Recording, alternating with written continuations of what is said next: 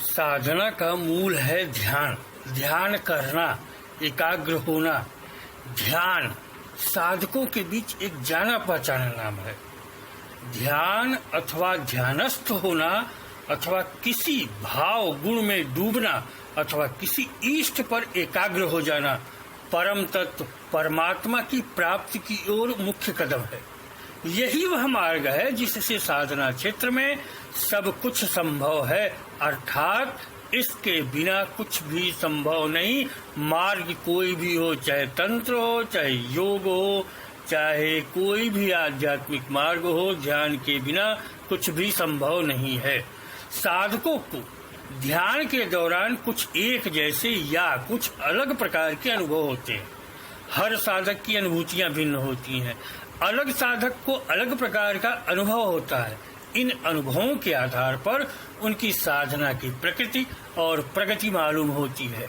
साधना के विघ्न बाधाओं का पता चलता है। साधना के में ध्यान में होने वाले जो अनुभव हो सकते हैं वह कुछ इस तरह से हो सकते हैं जैसा कि हम बता रहे हैं आपको। ध्यान की शुरुआत में जब सकारात्मक ऊर्जा का संचार बढ़ता है तो अंग भी फड़क सकते हैं, जो कभी शुभ तो कभी अशुभ के अथवा नकारात्मकता का भी संकेत देते हैं। शिव पुराण के अनुसार यदि 7 या अधिक दिन तक बाएं अंग लगातार फड़कते रहें तो मृत्यु योग या मारक प्रयोग, अभिचार आदि का प्रयोग हुआ मानना चाहिए। कोई बड़ी दुर्घटना या बड़ी कठिन समस्या का भी सूचक है यह। इसके लिए काली की उपासना करें। दुर्गा सप्तशती में वर्णित रात्रि सूक्तम व देवी कवच का पाठ करें। माँ काली से रक्षार्थ प्रार्थना करें।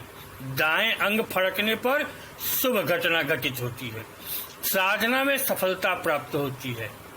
यदि बायां या व दायां दोनों अंग एक साथ फड़के तो समझना चाहिए कि विपत्ति आएगी, परंतु ईश्वर की कृपा से बहुत थोड़े से नुकसान में ही टल जाएगी। एक और संकेत यह भी है कि कोई पूर्व जन्म के पापों के नाश का समय है, इसलिए वे पाप के फल प्रकट तो होंगे किंतु ईश्वर की कृपा से कोई विशेष हानि नहीं कर पाएंगे। इसके अतिरिक्त यह साधक के कल्याण के लिए ईश्वर के द्वारा बनाई गई योजना का भी संकेत है। साधना के दौरान ध्यान में होने पर कभी भौहों के बीच आज्ञा चक्र में ध्यान लगाने पर पहले काला फिर नीला रंग दिखाई देता है, फिर पीले रंग की परिधि वाले नीला रंग भरे हुए गोले एक के अंदर एक विलीन होते हुए दिखाई देते हैं। एक पीली परिधि दिखाई देती है, जो परिधि वाला नीला गोला घूमता हुआ धीरे धीरे छोटा हुआ अदृश्य हो जाता है, उसकी जगह वैसा ही दूसरा बड़ा गोला दिखाई देने लगता है। इस प्रकार यह क्रम बहुत देर तक चलता रहता है। साधक यह सोचता है कि यह क्या है, इसका अर्थ क्या है। इस प्रकार दिखने वाला नीला रंग आज्ञा चक्र का एवं जीवात्मा का रंग है। नीले रंग के रूप में जीवात्मा ही दिखाई पड़ती है। पीला रंग आत्मा का प्रकाश है, जो जीवात्मा के आत्मा के भीतर होने का संकेत है। इस प्रकार के गोले दिखना आज्ञा चक्र के जागृत होने का लक्षण है। इससे भूत भविष्य वर्तमान तीनों प्रत्यक्ष दिखने लगते हैं और भविष्य में घटित होने वाली घटनाओं के पूर्वाभास भी होने लगते हैं। साथ ही हमारे मन में पूर्ण आत्मविश्वास जागृत होता है, जिससे हम असाधारण कार्य भी शीघ्रता से संपन्न कर लेते हैं। कभी कभी साधक का पूरा शरीर एक दिशा विशेष में घूम जाता है या एक दिशा विशेष में ही मुंह करके बैठने पर ही बहुत अच्छा ध्यान लगता है, अन्य किसी दिशा में नहीं लगता। यदि अन्य किसी दिशा में मुंह करके बैठे भी तो शरीर ध्यान में अपने आप उस दिशा विशेष की ओर घूम जाता है। ऐसा इसलिए होता है क्योंकि आपके इष्ट देव या गुरु का निवास उस दिशा में होता है जहाँ से वे आपको संदेश भेजते हैं। कभी कभी किसी मंत्र विशेष का जप करते हुए भी ऐसा महसूस हो सकता है, क्योंकि उस मंत्र का देवता का निवास उस दिशा में होता है और मंत्र जप से उत्पन्न तरंगे उस देवता तक उसी दिशा में प्रवाहित होती हैं। फिर वहाँ एकत्र होकर पुष्ट प्रबल हो जाती हैं। इसी से उस दिशा में खिंचाव महसूस होता है। कई बार साधकों को भ्रम उपस्थित हो जाता है। उदाहरण के लिए कोई साधक गणेश जी को इष्ट देव मानकर उपासना आरंभ करता है। कुछ समय तक उसकी आराधना अच्छी चलती है, परंतु अचानक कोई विघ्न आ जाता है जिससे साधना कम या बंद होने लगती है। तब साधक विद्वानों ब्राह्मणों से उपाय पूछता है तो वे जन्म कुंडली आदि के माध्यम से उसे किसी अन्य देव जैसे विष्णु आदि की उपासना के लिए कहते हैं।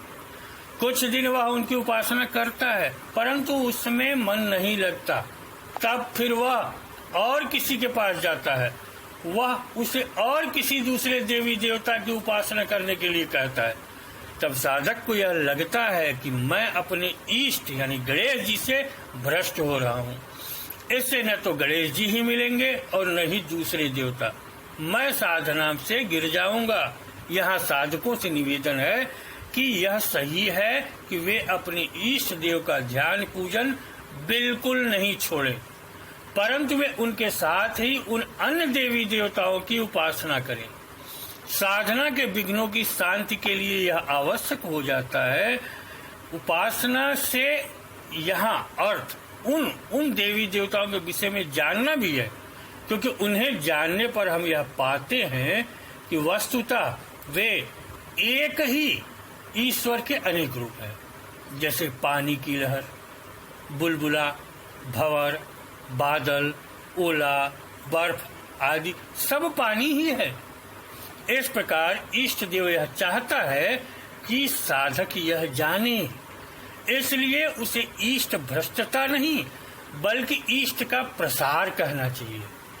ध्यान अथवा साधना में अक्सर विघ्न पड़ते हैं, मन विचलित होता है, अश्रद्धा उत्पन्न होती है, पारिवारिक माहौल बिगड़ता है, कार्यों में विघ्न आते हैं, अशुभ लक्षण उत्पन्न होते हैं, परिवार के व्यक्तियों या व्यक्ति विशेष के कारण बाधा, मानसिक अशांति उत्पन्न होती है। इसका मतलब यह कदापि न लगा लें कि आपकी साधना गलत दिशा में जा रही है या कोई त्रुटि हो रही है। इस स्थिति में किसी अच्छे जानकार अथवा गुरु से मार्गदर्शन लेना चाहिए, क्योंकि यह सभी स्थितियां परिवार या व्यक्ति से जुड़ी और उसे प्रभावित कर रही नकारात्मक ऊर्जा के कारण भी हो सकती है। जब साधना अथवा ध्यान से धनात्मक सकारात्मक ऊर्जा का प्रवाह बढ़ता है, तब नकारात्मक ऊर्जा का उत्पात भी शुरू होता है और उपरोक्त स्थितियां इसलिए भी उत्पन्न की जाती हैं कि साधक साधना छोड़ दे। यह बाधा उत्पन्न करते हैं, लेकिन साधना नहीं छोड़ना चाहिए। साधना के अवधि में ध्यानस्थ हो जाना एक साधारण बात मानी जाती है। ऐसी स्थिति अगर किसी साधक में नहीं आती तो उसे सफलता मिलनी मुश्किल मानी जाती है। चाहे योग साधना हो, तंत्र साधना हो अथवा वैदिक साधना पद्धति, ध्यान सबका अनिवार्य अंग है। यही वह सूत्र है जो किसी साधक को सफलता दिलाता है। सभी पद्धतियों मार्गों में उनके तदनुकूल अनुभव भी होता है। साधकों को ध्यान के दौरान कुछ अलग प्रकार के अनुभव या एक ही तरह के अनुभव हो सकते हैं। हर साधक की अनुभूतियां भिन्न होती हैं। अलग साधक का अलग अनुभव होता है। इनके अलग अलग अनुभवों का कारण इनका अवचेतन मन, वहां संग्रहित स्मृतियां, किसी घटना या दृश्य के प्रति उनका विश्लेषण, ध्वनि आदि को विश्लेषित करने का भिन्न दृष्टिकोण, भिन्न प्रकार की पूर्व अनुभूतियां, भिन्न मार्ग और भिन्न शक्ति का अनुसरण, अलग तरह की ऊर्जा का संघनन या प्रभाव आदि होता है। जबकि कभी कभी समान अनुभव भी होते हैं, क्योंकि प्रकृति मूल रूप से सबके लिए समान होती है और ब्रह्मांड की क्रिया सभी आत्माओं के साथ समान होती है। इन अनुभवों के आधार पर उनकी साधना की प्रकृति और प्रगति मालूम होती है। साधना की विघ्न बाधाओं का पता चलता है। पर ध्यानावस्था की उच्चता पर अपने संपर्क में आने वाले व्यक्तियों की मन की बात जान लेना या दूर स्थित व्यक्ति क्या कर रहा है, दुखी है, रो रहा है, आनंद मना रहा है, हमें याद कर रहा है, कहीं जा रहा है या आ रहा है इत्यादि, इसका आभास हो जाना और सत्यता जांचने के लिए उस व्यक्ति से उस समय बात करने पर उस आभास का सही निकलना हो सकता है ध्यान की अवस्था में। यह सब दूसरों के साथ अपने चित्त मन को जोड़ देने पर होता है। यद्यपि यह साधना में बाधा उत्पन्न करने वाला है, क्योंकि दूसरों के द्वारा इस प्रकार साधक का मन अपनी ओर खींचा जाता है और ईश्वर प्राप्ति के अभ्यास के लिए कम समय मिलता है और अभ्यास कम हो पाता है, जिससे साधना धीरे धीरे क्षीण हो जाती है। इसलिए इससे बचना चाहिए। फिर भी ध्यान की विशेषता है कि ऐसा अनुभव हो सकता है। यह सब वहाँ पे दिखाई देता है, इससे फिर भी कोशिश करें कि बचें, दूसरों के विषय में सोचना छोड़ें, अपनी साधना की ओर ध्यान दें। इससे कुछ ही दिनों में यह प्रतिभा अंतर्मुखी हो जाती है और साधना पुनः आगे बढ़ने लगती है। इससे आप दूसरों को देखने की बजाय अपनी ओर एकाग्र हो जाते हैं और दूसरे को देखने का मन नहीं करता। ध्यान अवस्था की गहन अवस्था में कुंडलिनी जागरण भी हो सकता है और साधक को कुंडलिनी जागरण का अनुभव भी हो सकता है। कुंडलिनी वह दिव्य शक्ति है जिससे सब जीव जीवन धारण करते हैं, समस्त कार्य करते हैं और फिर परमात्मा में लीन हो जाते हैं, अर्थात यह ईश्वर की साक्षात शक्ति है। यह कुंडलिनी शक्ति सर्प की तरह 3.5 फेरे लेकर शरीर के सबसे नीचे के चक्र मूलाधार में स्थित होती है। जब तक यह इस प्रकार नीचे रहती है तब तक हम सांसारिक विषयों की ओर भागते रहते हैं, परंतु जब यह जागृत होती है तो उस समय ऐसा प्रतीत होता है कि कोई सर्पिलाकार तरंग है जिसका एक छोर मूलाधार चक्र पर जुड़ा हुआ है और दूसरा छोर रीढ़ की हड्डी के चारों तरफ घूमता हुआ ऊपर उठ रहा है। यह बड़ा ही दिव्य अनुभव होता है। यह छोर गति करता हुआ किसी भी चक्र पर रुक सकता है। जब कुंडलिनी जागृत होने लगती है तो पहले मूलाधार चक्र में स्पंदन का अनुभव होने लगता है। यह स्पंदन लगभग वैसा ही होता है जैसे हमारा कोई अंग फड़कता है। फिर वह कुंडलिनी तेजी से ऊपर उठती है और किसी एक चक्र पर जाकर रुक जाती है। जिस चक्र पर जाकर वह रुकती है उसको वह उसके नीचे के चक्रों को वह स्वच्छ कर देती है, यानी उनमें स्थित नकारात्मक ऊर्जा को नष्ट कर देती है। इस प्रकार कुंडलिनी जागृत होने पर हम सांसारिक विषय भोगों से विरक्त भी हो सकते हैं और ईश्वर प्राप्ति की ओर हमारा मन लग सकता है। इसके अतिरिक्त हमारी कार्य क्षमता कई गुना बढ़ जाती है। कठिन कार्य भी हम शीघ्रता से कर लेते हैं। कुंडलिनी जागरण के साथ ही अतीन्द्रिय शक्ति का उदय हो जाता है। इसलिए ऐसे समय खुद पर नियंत्रण और शक्ति के दुरुपयोग से बचना चाहिए।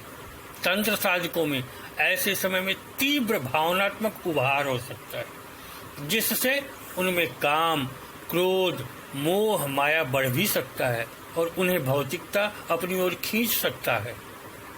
अगर उन्होंने खुद को नियंत्रित नहीं किया तो, क्योंकि योग साधकों में से अधिक तंत्र साधकों में ऊर्जा उत्पन्न होती है कुंडलिनी में, और इसलिए उनके नियंत्रण न कर पाने पर पतन की भी संभावना अधिक होती है। इसलिए कुंडलिनी जागरण के समय नियंत्रण आवश्यक होता है। कुंडलिनी जागरण के सामान्य लक्षणों में ध्यान में इष्ट देव का दिखाई देना या हूम हूम की गर्जना के शब्द करना, गेंद की तरह एक ही स्थान पर फुदकना, गर्दन का भाग ऊंचा उठ जाना, सर में चोटी रखने की जगह यानी सहस्त्रार चक्र पर चींटियां चलने जैसा अनुभव होना, कपाल ऊपर की तरफ तेजी से खिंच रहा है ऐसा लगना, मुंह का पूरा खुलना और चेहरे की मांसपेशियों का ऊपर खींचना और ऐसा लगना कि कुछ है जो ऊपर जाने की कोशिश कर रहा है, यह सब हो सकता है। इस स्थिति में घबराहट पर नियंत्रण अति आवश्यक होता है, क्योंकि यह स्थितियां एकदम अलग अनुभव दिलाती हैं और भौतिक रूप से अनुभूत हो सकती हैं, जिससे साधक डर सकता है अथवा घबरा सकता है, किंतु यह आनंद के साथ नियंत्रित रहने का समय होता है। अक्सर ऐसे समय में ध्यान भंग हो सकता है, क्योंकि एकाग्रता पर असर पड़ सकता है। ध्यान में कभी ऐसे लग सकता है जैसे पूरी पृथ्वी गोंद में रखी हुई है, या शरीर की लंबाई बढ़ती जा रही है और अनंत हो गई है, या शरीर के नीचे का हिस्सा लंबा होता जा रहा है और पूरी पृथ्वी में व्याप्त हो गया है। शरीर के कुछ अंग जैसे गर्दन का पूरा पीछे की ओर घूम जाना, शरीर का रुई की तरह हल्का लगना, यह सब ध्यान के समय कुंडलिनी जागरण के कारण अलग अलग चक्रों की प्रतिभाएं प्रकट होने के कारण होता है। परंतु साधक को इनका उपयोग नहीं करना चाहिए, केवल परमात्मा की प्राप्ति को ही लक्ष्य मानकर ध्यान करते रहना चाहिए। इन प्रतिभाओं पर ध्यान न देने से यह पुनः अंतर्मुखी हो जाती है। वास्तव में यह भौतिक शरीर की क्रिया न होकर सूक्ष्म शरीर की क्रियाएं होती हैं, किंतु चूंकि सूक्ष्म और भौतिक जुड़े होते हैं, अतः साधक को लगता है कि भौतिक शरीर के साथ ऐसा हो रहा है। कई बार साधकों को ऐसा अनुभव होता है कि वे किसी हल्की वस्तु को उठाने के लिए जैसे ही अपना हाथ उसके पास ले जाते हैं तो वह वस्तु खिसक कर दूर चली जाती है। उस समय साधक को अपनी अंगुलियों में स्पंदन, झंझनाहट का अनुभव होता है। साधक आश्चर्यचकित होकर बार बार इसे करके देखता है। वह परीक्षण करने लगता है कि देखे कि यह दोबारा होता है क्या, और फिर वही घटना घटित होती है। तब साधक यह सोचता है कि अवश्य ही यह कोई दिव्य घटना उसके साथ घटित हो रही है। वास्तव में यह साधक के शरीर में दिव्य ऊर्जा, कुंडलिनी, मंत्र जप, नाम जप आदि से उत्पन्न ऊर्जा के अधिक प्रवाह के कारण होता है। वह दिव्य ऊर्जा जब अंगुलियों के आगे एकत्र होकर घनीभूत होती है, तब इस प्रकार की घटना घटित हो जाती है। साकार साधना अथवा तंत्र साधना में ध्यान के अवस्था में साधक को अपने सामने अपने इष्ट के खड़े हो जाने और खुद के उनके भाव में लीन हो जाने का अनुभव हो सकता है। अक्सर यह एकाग्रता से ध्यान करने पर शुरुआत में भी हो सकता है। उस समय महसूस हो सकता है कि जैसे वह किसी और लोक में हो। खुशी और भय के मिश्रित अनुभव हो सकते हैं।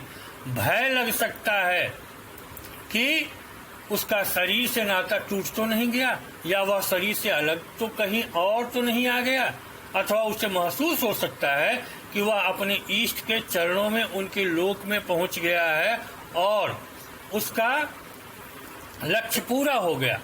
इस स्थिति में इष्ट से वार्तालाप भी गंभीर अवस्था में संभव है और अनुभव होता है कि वह सचमुच भौतिक शरीर में है और इष्ट से बात कर रहा है।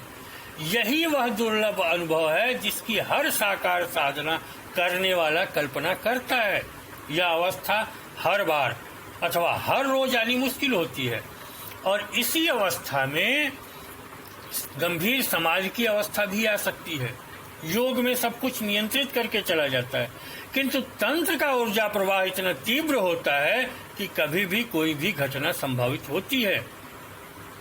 कई बार साधकों को ऐसा अनुभव होता है कि वह अनजाने में किसी रोगी व्यक्ति के रोग वाले अंग पर कुछ समय तक हाथ रखते हैं और वह रोग नष्ट हो जाता है। तब सभी लोग इसे आश्चर्य की तरह देखते हैं। वास्तव में यह साधक के शरीर से प्रभावित होने वाली दिव्य ऊर्जा के प्रभाव से होता है। रोग का अर्थ है ऊर्जा के प्रवाह में बाधा उत्पन्न हो जाना। साधक के संपर्क से रोगी की वह रुकी हुई ऊर्जा पुनः प्रवाहित होने लगती है और वह स्वस्थ हो जाता है। मंत्र शक्ति व रेकी चिकित्सा पद्धति का भी यही आधार है कि मंत्र एवं भावना का ध्यान द्वारा रोगी की ऊर्जा के प्रवाह को संतुलित करने की तीव्र भावना करना। जिसे किसी उच्च शक्ति के मंत्र सिद्ध हैं अथवा जो ध्यानावस्था की एकाग्रता की स्थिति प्राप्त कर चुका है, वह अपने हाथ की अंजलि बनाकर उल्टा करके अपने या अन्य व्यक्ति के शरीर के किसी भाग पर बिना स्पर्श के थोड़ा ऊपर रखे, फिर किसी मंत्र का जप करते हुए अपनी अंजलि के नीचे के स्थान पर ध्यान केंद्रित करे और ऐसी भावना करे कि मंत्र जप से उत्पन्न ऊर्जा दूसरे व्यक्ति के शरीर में जा रही है। कुछ ही देर में आपको कुछ झन झन या गर्मी का अनुभव उस स्थान पर होगा। इसे ही दिव्य ऊर्जा कहते हैं। यह मंत्र जागृति का लक्षण है। यह सब वीडियो में बताए गए सारे ध्यान के अनुभव कुछ दूसरों के, कुछ हमारे अपने हैं, जिन्हें हमने संतुलित करके आपको बताने का प्रयत्न किया है। अगले वीडियो में हम ध्यान के और ढेर सारे अनुभव आपको जरूर से बताएंगे। इसके ठीक बाद वाले वीडियो में चैनल देखते रहें, आपको ध्यान की पूरी प्रक्रिया की जानकारी होगी। अधिक जानकारी के लिए आप हमारे वेबसाइट www.अलौकिक-शक्तियां.xyz पर जाकर इन्हें पढ़ सकते हैं, या हमारे ब्लॉग tantricsolution.blogspot.com को देख सकते हैं। आपको पूर्ण, विस्तृत और सटीक जानकारी मिलेगी। नमस्कार, धन्यवाद।